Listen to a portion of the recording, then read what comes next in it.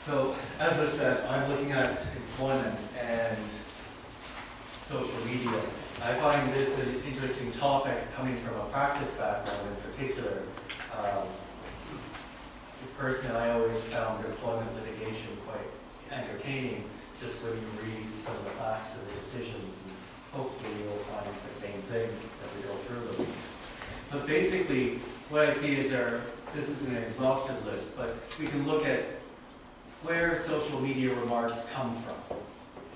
So they come from workers. And what I like about the idea is we're actually all workers, and we're all employed by another entity. So there's wide scope for capture here. And if you go down to the bottom one, I think this is where a lot of the problems get in, and that is where workers make comments which are unflattering to the employer in some way, maybe not directly related to the employer. And there, I'll show you one employment clause a bit later. It says, if you embarrass us, we can terminate you. So the first case is game retail versus laws. And the way I summarize this is laws had the position of risk and loss prevention investigator. And unfortunately for him, he took a risk and lost his job. What laws did was he set up a Twitter account. And on this Twitter account, he was going to monitor game retail stores, what they put out. But as it turns out, he also put out what, in the quotation in the bottom, says the employer found to be quite offensive remarks. And so they terminated him. And we can say, well, Laws was kind of a silly guy, because why would you put your work comments or your personal comments on a work Twitter account? Why would you have two separate ones?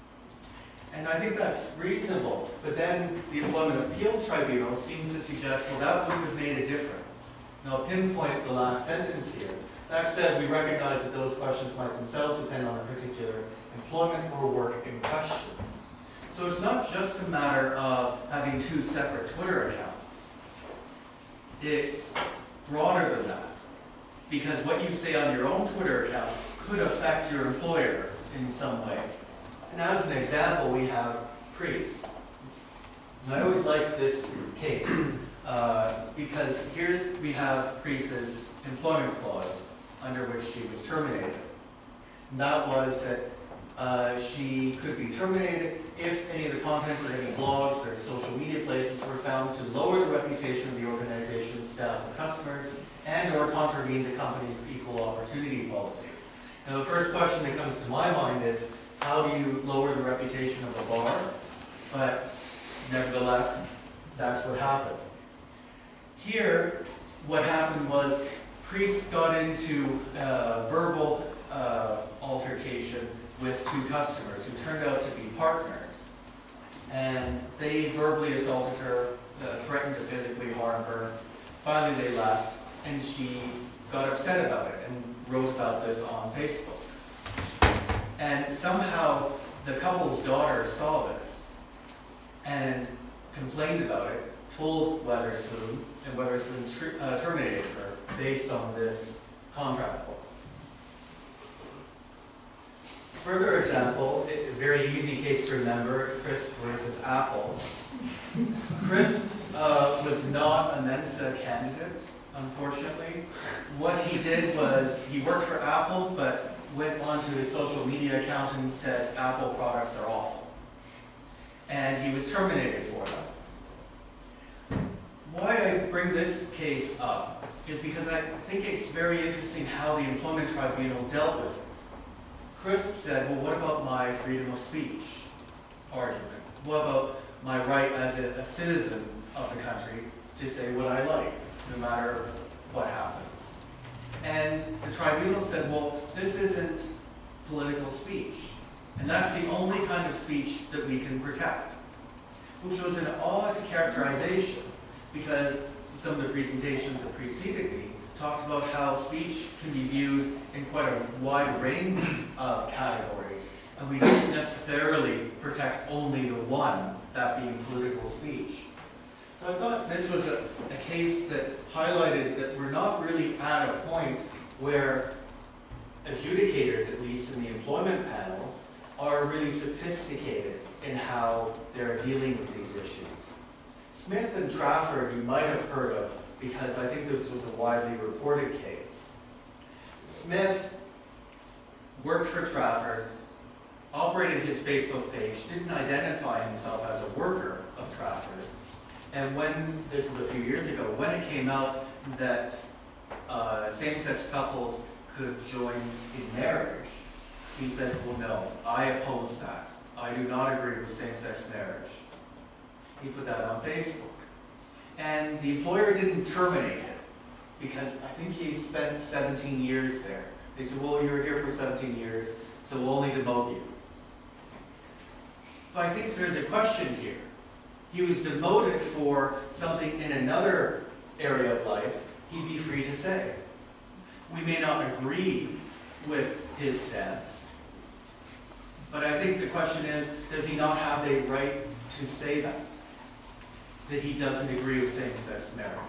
And the repercussion, using the words of the European Court of Human Rights, the repercussion is the most serious that you can have in an employment setting, that being termination, or here, demotion, but there was quite a significant loss of money. And then finally we have another Smith and British Waterways. And I end the contract clause analysis with this one because I think this is a phenomenal contract clause. Because it basically, for the lawyers in the room, it captures everything. So it says, the following activities may expose BW and its employees, agents, contractors to unwarranted risks and are therefore disallowed. Any action on the internet which might embarrass or discredit British Waterways. That was the clause, or a portion of the clause. And when I read that, I thought of every time I go to the mall and I see parents with young children and how embarrassed they are by the misbehavior of their young children. And thinking, well, if that's the threshold for terminating someone, that's pretty low. But in fact, he was. Now, I'm not necessarily defending Smith per se. Smith wrote on his Facebook page that he was really drunk while at work. He said he was just kidding, don't take me seriously. And there were further problems that actually this post was from several years ago. And they only caught up to it now, a few years later, when he raised another grievance. So there are some issues with the case. But what I want to point out is there's an enormous force with contract clauses here. That they're overriding what we might look at as this free speech right that everybody has. So I characterize this as the public and private divide. So for non-lawyers, we have this area of public law, like constitutional law, and then we have private law, which is the employment setting between two private entities. But what I think social media does is actually say, well, I don't really care what kind of law you are. It's impartial.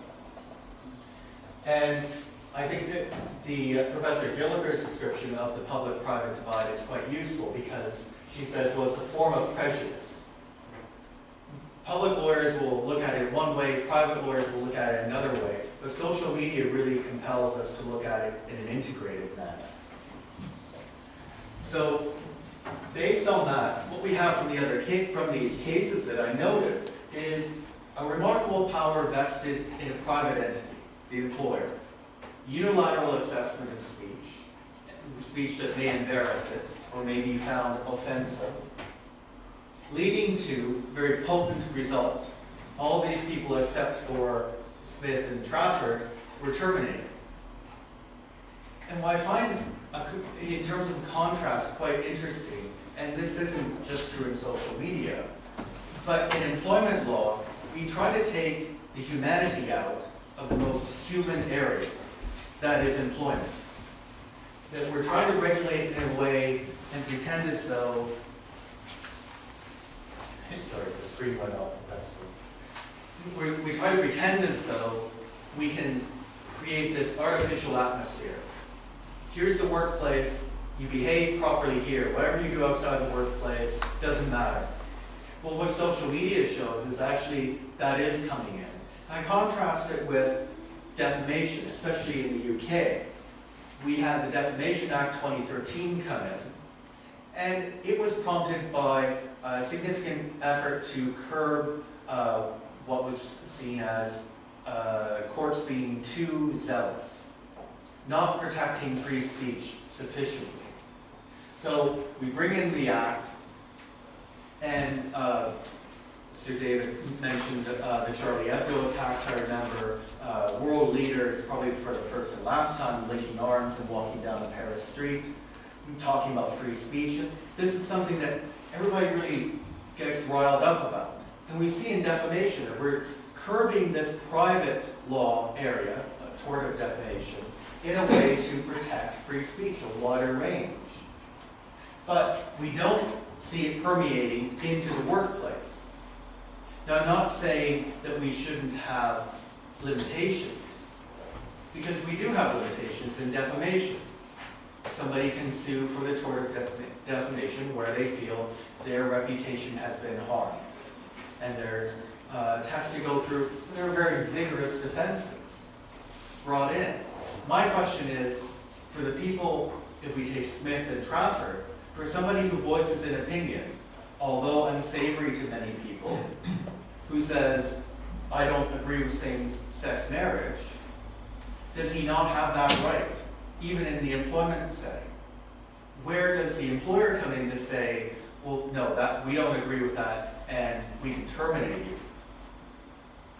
So I think this gets to the idea of employers as gatekeepers. And there's a recent book from last year on cyberspace from Cambridge University Press. And Emily Laidlaw was the author, and she talked about internet information gatekeepers. And in that context, she talked about the democratic aspect, facilitation of participation in democratic culture. And then down at the end, it's not just political discussions, but any communication which is part of meaning-making in democratic culture. And when we get to social media, we have this vehicle that actually gives each individual the opportunity to speak to everyone. Which, if we go back to John Stuart Mill and John Milton, that was the idea. Everybody should be able to speak to anyone else. And through the filtering process, the truth will come out, as John Milton would say. But what we have with the gatekeepers in the employment setting is they kind of operate like information internet gatekeepers.